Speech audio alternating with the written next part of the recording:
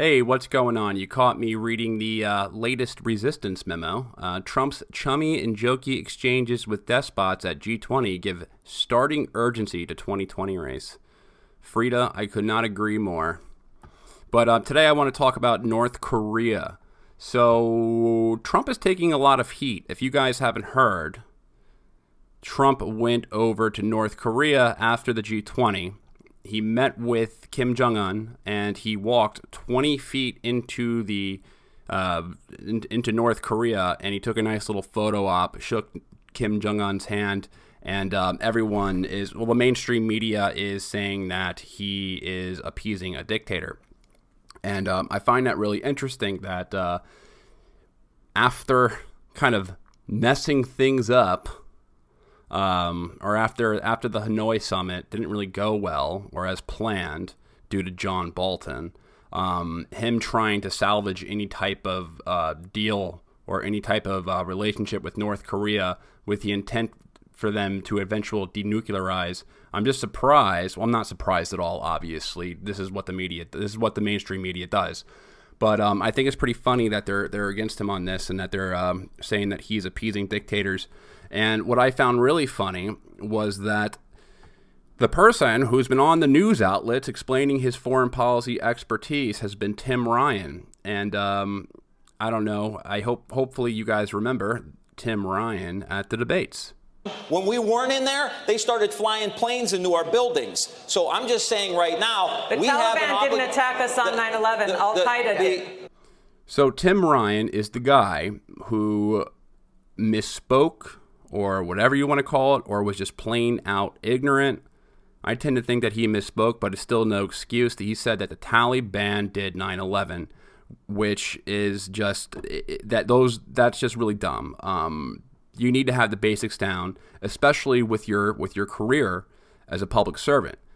Just to give you an idea, Tim Ryan, he served in the Armed Service Committee, and the Armed Service Committee, I mean, they're responsible for the funding and oversight of the DoD and the U.S. Armed Forces.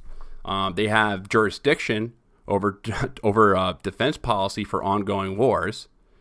And he currently serves in the House Subcommittee of Defense, which has jurisdiction over the budget, or the U.S. Department of Defense budget. So it's really surprising and shocking that someone would even if it was if he did misspeak, it's shocking that he got this wrong. But now he is kind of representing himself or presenting himself as a foreign policy expert. The guy has been making tours on all major news outlets talking about how big of a mistake that Trump has made. And I'll just play it. President Trump's historic trip to the demilitarized zone between North and South Korea, ending with an agreement to resume diplomatic negotiations between North Korea and the U.S. North Korean dictator Kim Jong-un praising President Trump for his willingness to move forward. Joining me right now is Ohio Congressman and Democratic presidential candidate Tim Ryan. Congressman, it's good to see you this morning. Thanks so much for joining us. Thanks, Maria. Your reaction to the president's move to the DMZ? I have a much different opinion than Kevin McCarthy has. I think this has been the President Trump appeasement tour. I have no idea why he's shaking hands with a dictator who just in May was sending missiles into the Sea of Japan. He's going to North Korea to shake his hand to reduce tensions and try to salvage anything from the deal that John Bolton messed up. Just to give you some insight on, or just a little bit more context in the situation with North Korea, is that this has been a really long process, and it's a step-by-step process to normalize a country, essentially, because that's ultimately the goal. If this is going to be a successful endeavor, you can't just strip their nuclear weapons and then give them, in terms of John Bolton, give them the Libya treatment. You want them to be normalized at the end of the day. So the way that it was lined up, kind of the four-step plan, was that step one would be communications, and they did that. President Moon did that when he met with him on the DMZ line. They had some culture exchanges. North Korea and South Korea, they had a joint hockey team. There was a South Korean pop idol. She performed in North Korea. So just like little things like that to set up some like good public will was the first step. And the goal after that was to actually start bartering and start trading, nuclear weapons for economic sanction relief. And what the goal was communication, which is done. Then they wanted to set up cooperative zones, mainly things like tourism and things like that, which would be economically incentive for North Korea. Just any dollar going into that country or any currency going into that country would be a good thing. And then after that would be connecting lines of transportation like roads and railroads and things like that to deliver goods and services. And then after all those steps would be complete, then it would be total denuclearization for North Korea, and then normalization, sanction relief. They would be a member of the global community. So that was a good four-step process. And when Trump was at the Hanoi summit, when things went wrong, because a lot of people, including myself, actually had some pretty high hopes. North Korea had actually agreed to get rid of nuclear weapons for partial sanction relief. But what happened is that John Bolton, he stormed in late at the end of the meeting while they were negotiating. John Bolton storms in late, and then he starts raising the bar, adding additional demands to North Korea. What he said that they have to not only give up their nuclear weapons, they have to give up their chemical weapons as well. North Korea responded by saying that if you're going to do that, then we're going to demand full-on sanction relief. Both parties walked away from that. They could not strike a deal. And then we ended up in kind of a weird limbo situation where Trump was kind of in the background saying, we want to find a way to keep the communication going, and then there was missiles being tested and all of that. So we went backwards from the Hanoi summit, so any chance to salvage that is a good thing.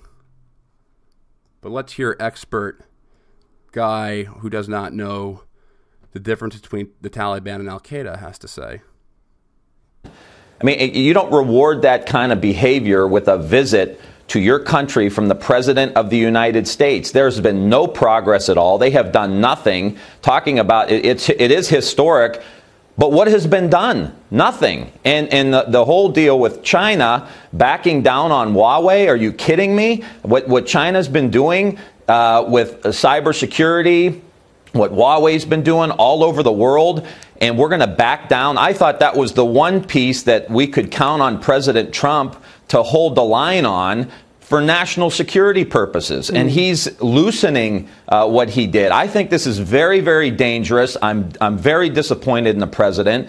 Even those of us who really disagree with him on so much thought that on the national security piece, he would at least hold the line, and he folded like a cheap suit. Well, I will say Trump's suit at the G20 kind of did look like a cheap suit that a 18-year-old would wear at a first communion or something like that. It was wrinkled, but it's surprising to hear.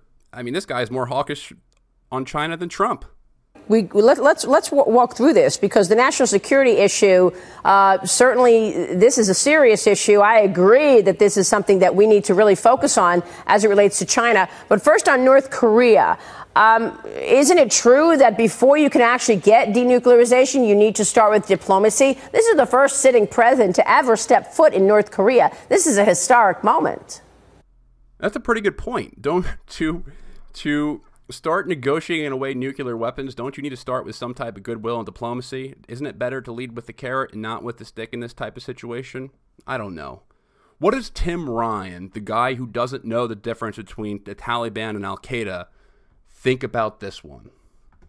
It is historic, no question. But for what? I mean, you do these meetings, especially with a dictator. What progress has been made? Right. What good faith has been shown? He hasn't sent a missile into the Sea of Japan in 5 weeks? I mean, really? I mean, I just cannot believe. I am stunned. Trump has made more progress in North Korea than any president in the world.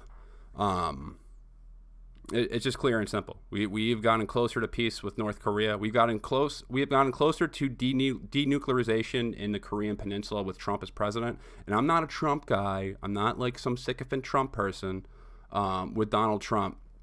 than any other president. Not all of that has to do with Donald Trump, because if you can remember, Donald Trump actually opposed the initial meetings between Moon and Kim Jong-un, but he still deserves some credit. Like, I put most of my credit, I give the thanks to Moon and Trump, but it's whatever. I digress. That this president, who's supposed to be Mr. Tough guy, tough business guy, has absolutely no progress made. And it points to, he wants to be on TV. He wants the historic moment. He wants the theater of it all. But nobody's more safe in that region now. And now what's the incentive? You are literally praising a dictator who is responsible for the death of an American not too long ago for the way they held this young boy. And you reward that with a visit from the president? I mean, what are you? I'm stunned. I'm stunned by the whole thing, and I hope. I don't know what to say about it. Well, that's going to be the standard talking point. Obviously, it's a tragedy what happened to Otto Warmbier, and that will probably be the talking point with his relation with Trump. And the media has already been trying to kind of, whenever they have there's a press conference or whenever there's a question about North Korea, that is immediately brought up. And it's really just kind of meant to just cause bad PR to Trump, as well as, you know, see if they can throw a stick in that arrangement. Because I think the last thing that a lot of that CNN and MSNBC want is they would die if Donald Trump ended up winning a Nobel Peace Prize. And it would honestly be the funniest thing in the world. Like, I think Moon should win that prize if there is a Nobel Peace Prize for denuclearizing the Arabian Peninsula, the Korean Peninsula. But, I mean, if he does win, it would cause shivers. It would cause shivers. Because Donald Trump, if he had that award, if he had that badge of honor going into the 2020 campaign, good luck trying to defeat him.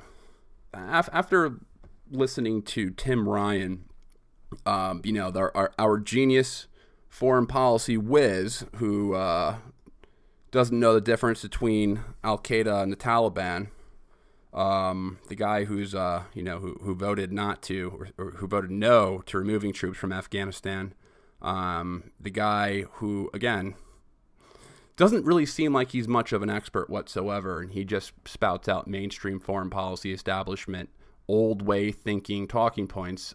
He does not agree with Donald Trump. So in my head, if someone like Tim Ryan, and I'm not trying to isolate this just to Democrats, this is kind of like standard Republican/Democrat foreign policy talking points, but if he says it's right, then I'm going to go with, let's do the opposite of that guy says. But I was hoping that other people who are running for president would maybe have a better take on this. And I found this article. Trump made his history, CNN, Trump made history in North Korea 2020. Democrats called a photo op. Well, that is a photo op.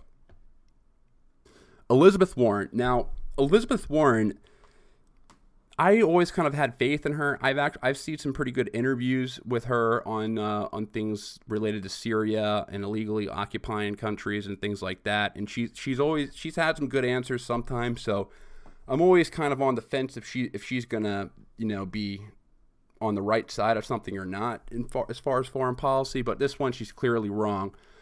Elizabeth Warren of Massachusetts said Trump shouldn't be squandering American influence on photo ops and exchanging love letters with a ruthless dictator in a tweet. Instead, we should be dealing with North Korea through principled diplomacy that promotes U.S. security, offends our allies, and upholds human rights, the Massachusetts Democrat wrote. So there's Warren's take. She says it's a mistake and we should not be exchanging love letters with dictators.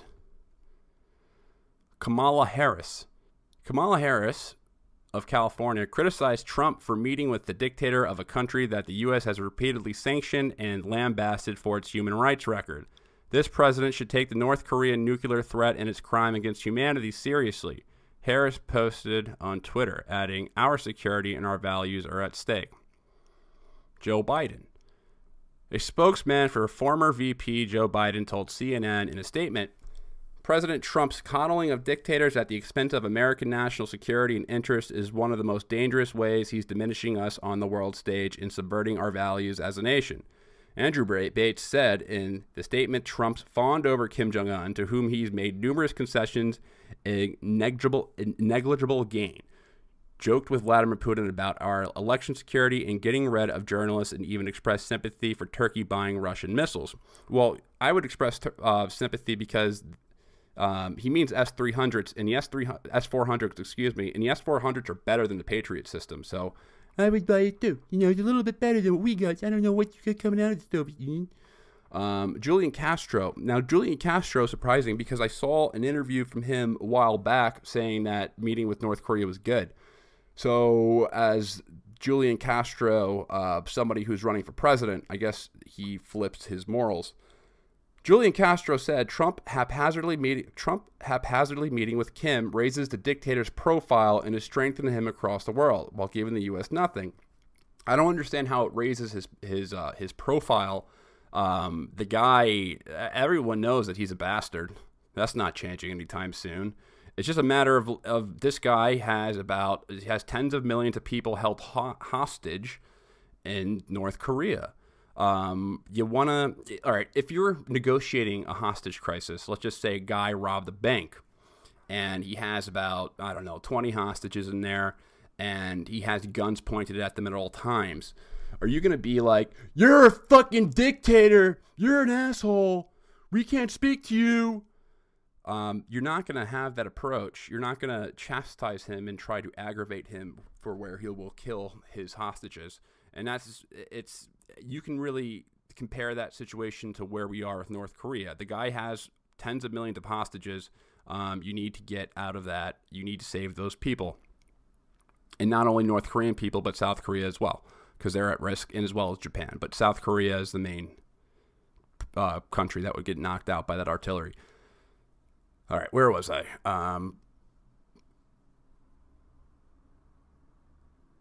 This is the problem Castro told CNN's Brianna Keilar on State of the Union on Sunday. It's all show. It's all symbolism. It's not substance. The former Secretary of Housing and Urban Development said, adding Trump keeps telling us one thing, but reality is another. Castro said he supports diplomatic conversations, but said Trump seems bent on approaching this very erratically, very haphazardly, and pointed out how the meeting was put together at the last minute. I honestly think that Trump decided to meet with Kim Jong-un right after G20 because John Bolton wasn't there. Like, he got a free pass from John Bolton, the guy who's fucking up everything. Like, I don't know. I'm thinking of the show Entourage. I don't know if you guys watch it or not, but they're trying to push the Ramones movie, and they have that really old producer who keeps on screwing up all their pitches. So they schedule a meeting without him, or they lie to him. They say, go somewhere else and we'll schedule the meeting. It's kind of like that. Like, I feel like hey, John Bolton, we need to go on this like super secret diplomatic mission in Mongolia. Like, it involves war. And he's like, oh, war? Really? And he went over there and they sent him on a wild goose chase. Meanwhile, Trump is trying to negotiate with Kim Jong-un, or at least creating more contact with him. I don't know. I think this is kind of telling. The fact that Bolton wasn't there, it makes me think that his job might be in danger soon. If Chairman Kim of North Korea sees this, I would meet him at the border DMZ just to shake his hand and say hello, Trump wrote. Castro added Sunday, I'm not quite sure why this president is so bent on elevating the profile of a dictator like Kim Jong-un when Kim Jong-un has not lived up to his promise from the first summit. You got to like stop talking to this guy like he's a normal person. Like, it's a guy who has been born into basically as a king. It's just you're going to have to use some different diplomacy tactics. Amy Klobuchar, no one really cares about her. Bernie Sanders. What does Bernie say about the diplomacy? Before I read this, I have faith that Bernie Sanders will have a good take. Senator Bernie Sanders of Vermont said on Sunday, said Sunday on ABC's This Week that he didn't have an issue with the president negotiating with U.S. adversaries. Sanders cautioned, however, that the meeting wasn't much more than a photo opportunity. We need real diplomacy. All right, he just said it didn't amount to nothing. So there you have it. Like, Sanders didn't really make a hit on him, but the other ones, it's just kind of like empty criticism without any substance. The only one, as far as I've seen, you can correct me if I'm wrong about this. Maybe there's been some other ones that have been going on television, but Tim Ryan, the guy who made a fool out of himself on national TV in front of millions of people, as the guy who got utterly destroyed due to his ignorance, the guy who did not know the difference between the Taliban and Al-Qaeda, who said that the Taliban flew planes into the World Trade Center when they did, in fact, did not do that. He's the one who has the balls to go on TV and act like he's some expert. The rest of them, just empty promises to settle their base. But that's how politics works, unfortunately. A lot of emptiness. What was I going to say at the end of this? All right. Please subscribe to the channel. If you are listening on iTunes or whatever, please rate and review the podcast. Share it with your friend, and we will be done.